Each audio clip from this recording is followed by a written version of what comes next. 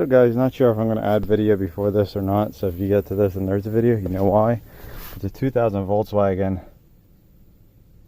it's a diesel, 1.9 liter, and you'll see it won't start. Oh, now it starts. I cranked it like 10 times and it wouldn't start. The issue with this car is it doesn't want to ground. It doesn't want to ground. Not ground. Oh, I guess he has this jumper wire still laying under here. But, oh, I wonder if this touched. Wait, this couldn't have touched because it has to add power. It doesn't want to add power to this fuel shut off solenoid, so it never gets fuel. And I don't know if it's the PCM or not. The customer tried replacing the PCM, but he didn't have it programmed, so it wouldn't even try to start the car. Like, it would crank, but you get like a VIN mismatch and an anti-theft issue. So I told him what we're going to do is we're going to get very high tech here. So I got some wire here. Got some wire, and I don't know where I set my pins. I thought they were laying up here. Anyway, we got some wire, got a light bulb, a pigtail, and some T-pins. So what we're going to do is we're going to take this cowl off.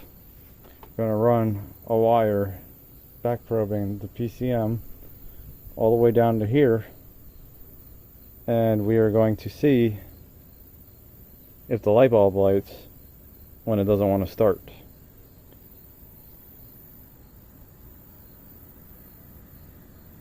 And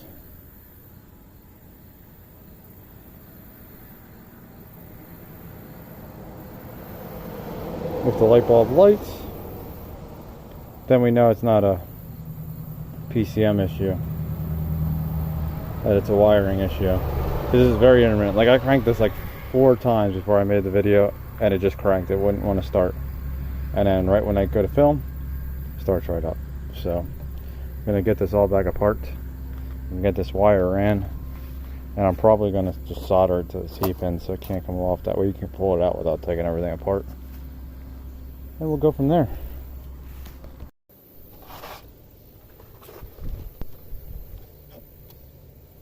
So guys, here's what I did. I soldered the T-pin and I pushed it in. It's going into the black. A heavy black and gray wire. It's black with a gray tracer. Hard to see, but I'd probed this one before, but you can see, like, black with a gray tracer. The customer put this on here. So what I'm going to do is I'm going to probably just run this out of this broken hole right here.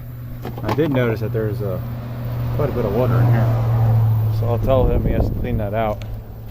Pretty sure it's not the issue because it's just pulling down here where there's some pine needles. The hole's clear over here, but I'm going to run this out and then I'll put this all back together, and then we'll see if our light bulb works. So guys, I got the light bulb coming out. Wire runs right into one side of this, and I soldered it all. I just put electrical tape on because this ain't going to be permanent. Once we find out the exact issue, I'll be cutting the leads off of this and using the light bulb for something else. So I'm not really worried about looming this or anything. And then it goes right to the clip that he put on for this. So now when we start it, the light bulb shouldn't light because current should be flowing.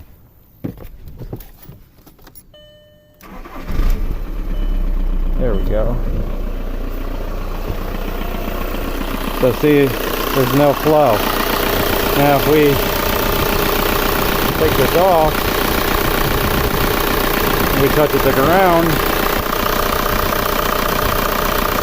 see right there on the pump, it lights up. The engine lights up. So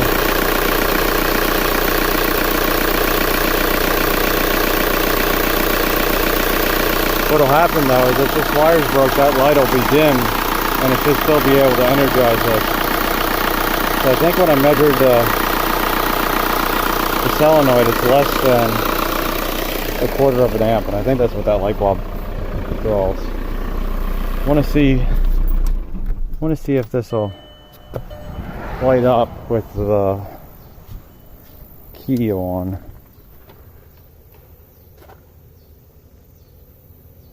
No, it doesn't, so he's gonna have to be cranking it for this to light up. But this is a very easy way to diagnose an intermittent issue with an on-off circuit. So anything that's grounded when on or has power, its power when on, all you have to do is put a light bulb in line like this. You can usually put it right in the same circuit as long as it's not too high of a current. So I'm just gonna let this go and we'll see what happens. And I'll let you guys know, but this is a real quick way to diagnose something that's intermittent like this. So I'm just gonna get cleaned up. And I'll let you know in like a week or two, because it'll probably be like a week or two till I'm back down here.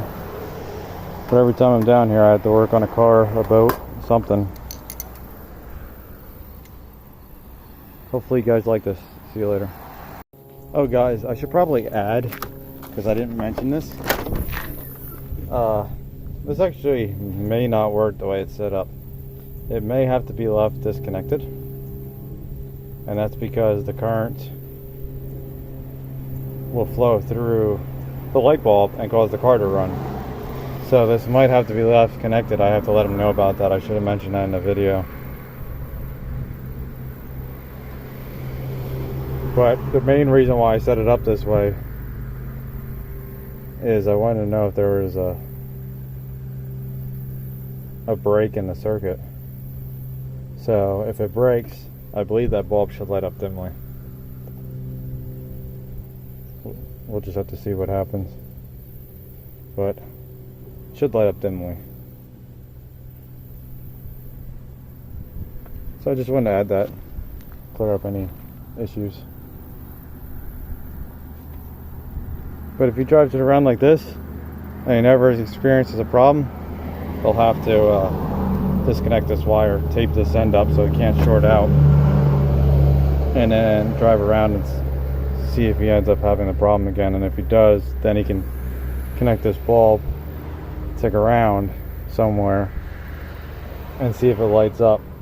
If it does light up, then it's a wiring issue. And if he connects it back up and the car starts, then it's not the solenoid, it's definitely a wire.